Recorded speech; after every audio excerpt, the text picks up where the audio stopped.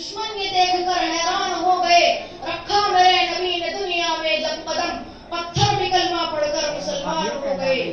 میں آپ کے سامنے اس مختصر وقت میں سیرت النبی کے موقع پر محبت رسول جیسے مقدس عنوان پر گفتگو کرنا چاہتا ہوں۔ معزز سامعین، اس دنیا میں ہزاروں ایسے لوگ گزرے ہیں جن کو نہ تو ہم نے کبھی دیکھا ہے، نہ ہی ان سے ہماری رشتہ داری ہے، اور نہ ہی ان سے ہمیں جانی ہماری فائدہ حاصل ہو رہا ہے، لیکن اس کے باوجود بھی ہم ان سے محبت کرتے ہیں، ان سے عقیدت رکھتے ہیں اور ان کی تذکرے بھی کرتے ہیں۔ لیکن کیوں ہم ان سے محبت، ان سے عقیدت اور ان کے تذکرے، ان کی خصوصیات و کمالات کی وجہ سے کرتے ہیں؟ جیسے کہ ہم حاتم طائی سے محبت کرتے ہیں، حاتم طائی سے محبت ہم اس کی سخاوت کی بنا پر کرتے ہیں، ہم نوشیر روا سے محبت کرتے ہیں تو اس کے عدل و انصاف کے بنا پر، اور فردوسی اور سعدی سے عقیدت رکھتے ہیں ان کے علم و حکمت کی وجہ سے۔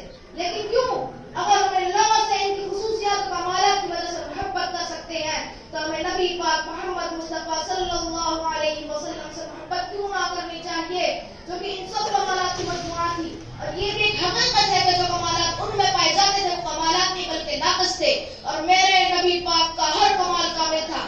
میں حاتم طائی کی سخاوت سے انکار نہیں کرتا، لیکن حاتم طائی کی سخاوت بھلا میرے رسول کی سخاوت سے کیا مقابلہ کر سکتی ہے؟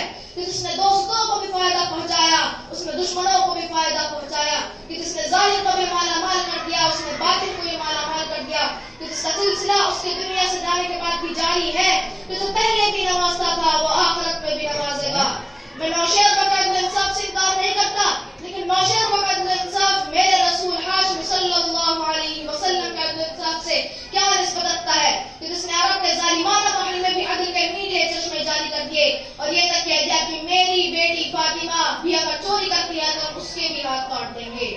کمال حسن یوسف پر فقط عاشق زلیخا تھی، خدا خود جس پر عاشق ہو وہ صورت ہے محمد کی۔ آج دنیا والے کسی کی ظہارت پر ناز کرتے ہیں تو کسی کی دعوت پر ناز کرتے ہیں، کسی کے حسن پر ناز کرتے ہیں تو کسی کی سخاوت پر ناز کرتے ہیں، کسی کی دولت پر ناز کرتے ہیں تو کسی کے ایثار پر ناز کرتے ہیں۔ تو میں اس نبی امی پر ناز کیوں نہ کروں کہ جس میں ساری خصوصیات پائی جاتی تھی؟ میرے نبی کے اندر صداقت تھی کہ جس سے ابو بکر صدیق بن گئے، میرے نبی کے اندر عدالت تھی کہ جس سے عمر فاروق عادل بن گئے، میرے نبی کے اندر سخاوت تھی کہ جس سے عثمان غنی سخی بن گئے، میرا نبی بہادر تھا کہ جس سے علی شیر خدا بن گئے۔ اس سے آگے بڑھ کر میں کہنا چاہوں گا میرے نبی کے اندر، میرے پیغمبر کے اندر رب کائنات نے ہر وہ کمال رکھ دیا تھا جو آدم علیہ السلام سے لے کر عیسیٰ علیہ السلام تک فردن فردن پایا جاتا تھا۔ میرے نبی کے اندر آدم کا خلق تھا، نوح کی تبلیغ تھی، ابراہیم کا عمل توحید تھا، اسماعیل کا ایثار تھا، یوسف کا حسن تھا، یحییٰ کی پاک دامنی تھی۔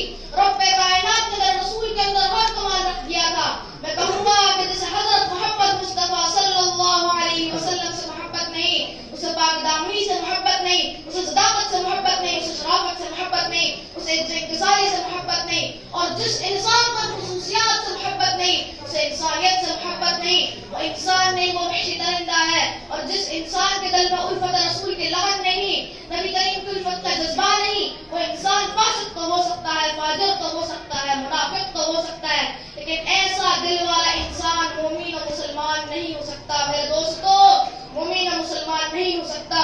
میرے نبی نے فرمایا لا يؤمن احدكم حتى اكون احب اليه من والده وولده والناس اجمعين۔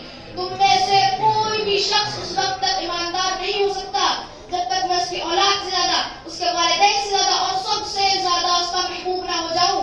تو آئیے میرے دوستوں اپنے گریبان میں جھانکیں کہ کہیں ہمیں اپنی اولاد کے لیے، اپنے عزیز و اقارب کے لیے اور اس دنیا کے لیے ان سے زیادہ محبت تو نہیں، اور اگر ہے تو افسوس کے ساتھ میرے دوستوں ایمان کو خطرہ ہے۔ میرے اللہ نے بھی فرما دیا کہ رسول جو تمہیں دے اسے لے لو اور جس چیز سے منع کر دے چھوڑ دو۔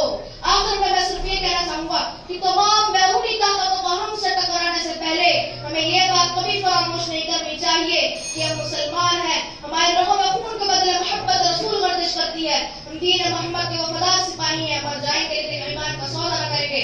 وآخر دعوانا الحمدللہ رب العالمین۔ شکریہ۔